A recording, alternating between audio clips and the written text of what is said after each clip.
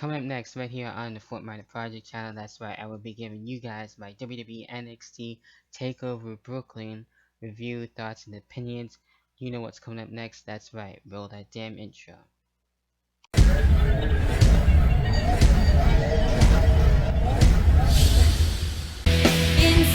me, a light was turned on. Then I was alive. If you close your eyes, your life, a naked truth revealed. Dreams you never lived and scars never healed.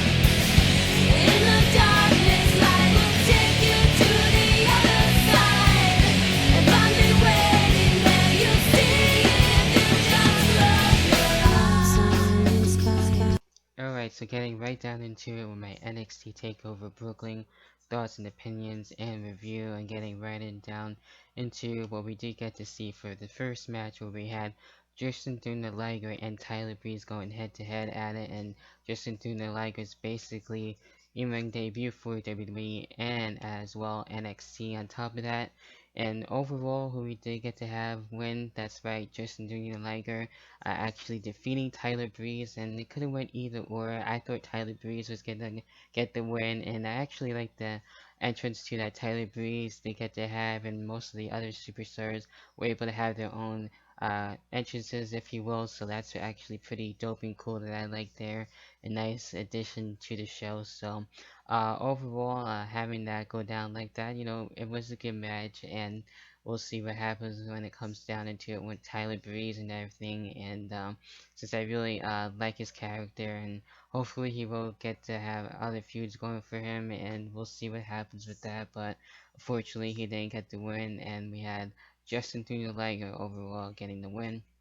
Next, we had the WWE NXT Tag Team Championship matchup, and this one was actually a great match between the Vaudevillians and as well Blake and Murphy, and we had Alexa Bliss there for Blake and Murphy. Not only that, for the Vaudevillians, what I thought was gonna be Lita, but ended up being all Blue Pants, which is really awesome. I thought that was a cool, nice touch there to see Blue Pants in the corner of the Vaudevillians and actually help them out, and Alexa Bliss actually getting a taste of our own medicine and not able to slap around the Vaudevillains any much more longer.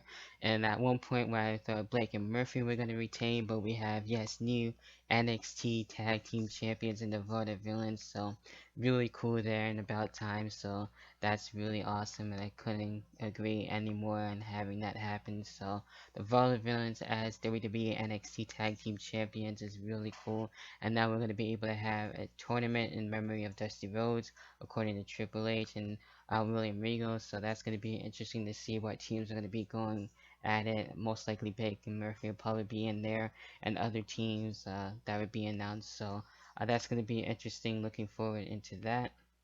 Then next we had the in-ring debut of Apollo Crews taking on Ty Dillinger. And I kind of like his gimmick now that we have a new side of Ty Dillinger, if you want to put it that way. And this whole new look is kind of interesting. But overall, for Apollo Crews, I do like his style and like where things are going for him already. So seeing him for the first time is really cool, and I see nothing but good things coming out of for Apollo Crews. So really awesome there, and nothing bad to say about that. But Apollo Crews getting the win, so can't go wrong with that. And looking forward for sure to see what the hell is going to be happening next for Apollo Crews.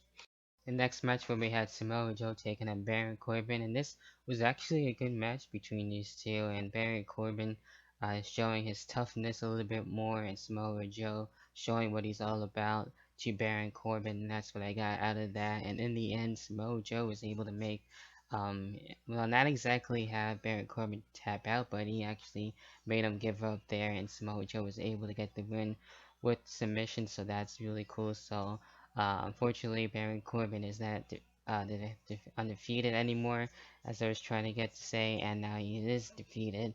So there you have it with that. And Samoa Joe, I do see it again, like Apollo Crews, nothing but good things. And ever since Samoa Joe has been in WWE and for NXT, I really do like that. So looking forward to see what else is going to be happening next for him, and would like to see him get up there too in the main event and everything, going after the NXT Championship, maybe even get the tag team titles or something like that. So he's doing actually really well, and I like that Samoa Joe is a part of NXT. Then next we had the NXT Women's Championship, which is on the line between Bayley and Sasha Banks. Great match, and definitely what women's wrestling is all about, and something that I was looking into, and it was definitely well worth a watch too. A very emotional night too for these two, and them putting it all on the line, and definitely, like I said, well worth it, and something you guys should definitely go check out. In the end, did we get to see win where I thought Sasha Banks was going to get the win, but Bayley was able to turn things around, which is really cool and tremendous. I really like that for Bayley was able to get the win, and now the NXT Women's Champion, like I thought she would get, and now that that happened, so that's really cool, and really got to see not only Becky Lynch, but Charlotte and Sasha Banks showing their respects for Bayley in the end with the four horsewomen. So throwing up the four symbol right there. So that was really cool. Them doing that, having the utmost respect. So that's something you don't really get to see that often, which I really like. So it's gonna be really cool to see where things go for Bailey on this one, and eventually within time, sometime throughout this year, maybe by the end of the year. So whenever that happens, most likely. So we'll get to see Bailey on the main roster. So there's that too, and looking forward to see when that happens, but only time will tell. So big ups to Bailey becoming the NXT Women's Champion, and that's really awesome there. Then next we have, of course, the main event for the NXT World Heavyweight Championship in a ladder match between Kevin Owens and Finn Balor. Great main event too, especially with the spots between Kevin Owens and Finn Balor. Really awesome stuff, I will say that. And at times, Kevin Owens was looking to get the NXT Championship, and these two went at it, definitely for sure, without a doubt.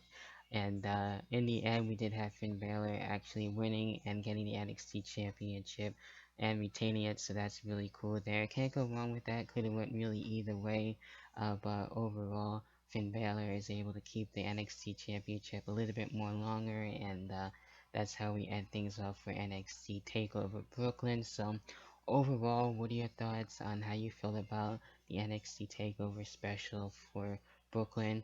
I wish it would have went to it and be part of history, but hopefully NXT will go back to New York sometime, or maybe they'll come down here into North Carolina, maybe go to Charlotte or something like that, and that'd be pretty cool. But I know they're gonna be going to England in December, so that's gonna be nice for Europe. So they'll definitely enjoy that for some of my friends too, and for the friends that have went to NXT Takeover. Hopefully you guys enjoyed your time there and everything for my friends and subscribers and everything. So definitely enjoy the night. So that about does it for my thoughts and opinions and review. With that being said, what are your own thoughts and opinions? What you liked, what you didn't like, what you thought should have been done more differently? Until then, I'll catch you guys for SummerSlam in my SummerSlam 2015 review. Peace.